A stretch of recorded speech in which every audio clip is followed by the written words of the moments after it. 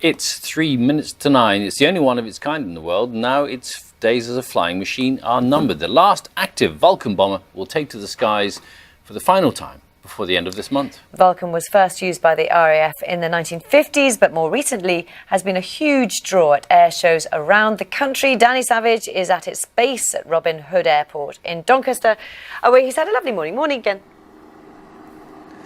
Yeah, morning Louise. It has been a lovely morning here, just watching the engineers working on the Vulcan behind us. Many people would have seen this plane in the sky over the last weekend. On Saturday, it did a northern tour up to Scotland, up the eastern side of the UK, back down the west, and on Sunday, it did its southern loop. Millions of people would have seen it flying over, but it will touch down for the final time in the next few weeks. It's all its public displays now. It's just a couple of private flights left, and it is the end of an era for a very special plane.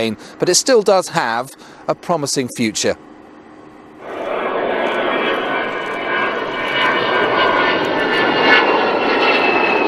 For almost 8 years, she has wowed crowds at air shows across Britain.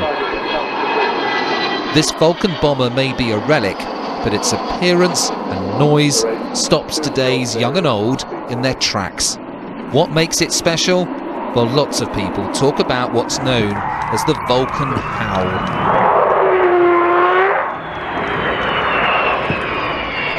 Vulcan 558 lives in a hangar at Doncaster Airport, where she is cherished because of the emotions of what they call here the Vulcan effect. One gentleman stated that he thinks he must have got some grit in his eyes because his eyes were running so much. And genuinely, I've seen that effect every year. It all means something when you stand there and you look at the crowd, and especially the children. You see this look on their face. And it's just, well, starstruck, I suppose. Britain's revolutionary V-bomber goes into service with the Royal Air Force. The RAF used to have dozens of these Delta wing giants ready to go at a moment's notice. They carried Britain's nuclear deterrent. Their crews were tasked with dropping their bomb somewhere behind the Iron Curtain. What you've got here is the original in-service part of the aircraft. Today's display pilot, Martin Withers, used to fly them in anger. He was the pilot on the plane's most famous mission, to bomb the runway at Port Stanley during the Falklands War.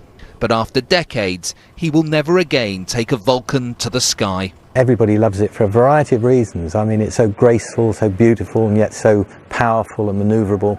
For me, this is a lot of what gives us the pleasure of flying it. Although, to be absolutely honest, it's the fact that we're actually given this aeroplane, and we're allowed to fly around, pick our own routes, fly around the country, go around the country and display in such a variety of places is what really gives us the pleasure.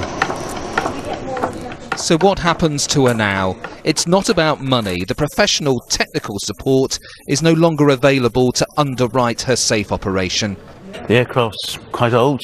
It's a sad day for the man who inspired the campaign to keep the Vulcan airworthy. I know people will be very sad that it stopped flying, but the aircraft will be retained in running order. We will start her up, we will taxi her, and she is destined to be the centrepiece of a new activity to inspire the young.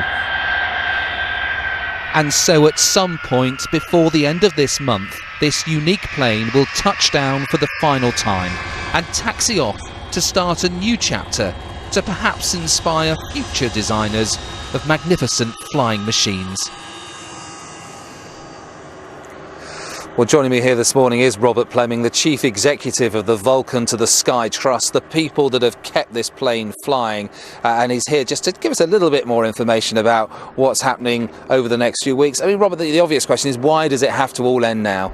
Well, sadly, the support we need to fly the aircraft requires competences in the design and the engineering, and those competences have been disappearing over the last few years. And without those competences, the companies that we require to support the aircraft can't do it anymore. And that's where we've got to. Sadly, without that support, we cannot fly. It'll be a sad day for many people, and many of those people have got their names in the plane, because if the bomb doors open up, you can see there thousands of people's names, people who've given money over the years. How much is she a people's plane? Oh, hugely. Without the contributions from the public, we couldn't have done this. And it's large amounts of money. It's £2.25 million a year. thousands and thousands of small contributions from so many people, and it's the delight that we bring to all those people when we fly, which is so amazing. Literally millions of people every year have seen her. The equation is, it's a pound a smile. That's how we work it out.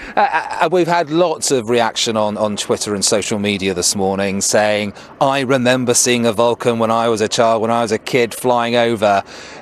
They're very distinctive planes, aren't they? It's a once seen, never forgotten sight. It's a beautiful aircraft in its shape, its presence, the power, the noise, the agility. It's a package that's irresistible. But very few people have flown in this one because it's very strictly controlled, isn't it? There's a crew of what, 3 or 4 on a flight? We have a crew of 3 normally. We have carried more than that on special occasions. But yes, it's a very special experience. I have to say I've flown on it once, and it was a remarkable experience.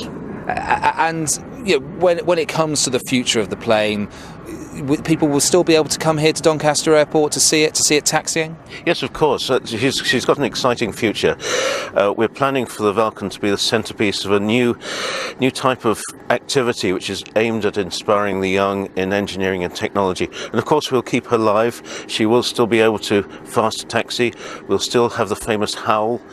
So yes, she's not going anywhere. Well, the Trust has done a fantastic job over the years, Robert. Thank you very much for talking to us this morning.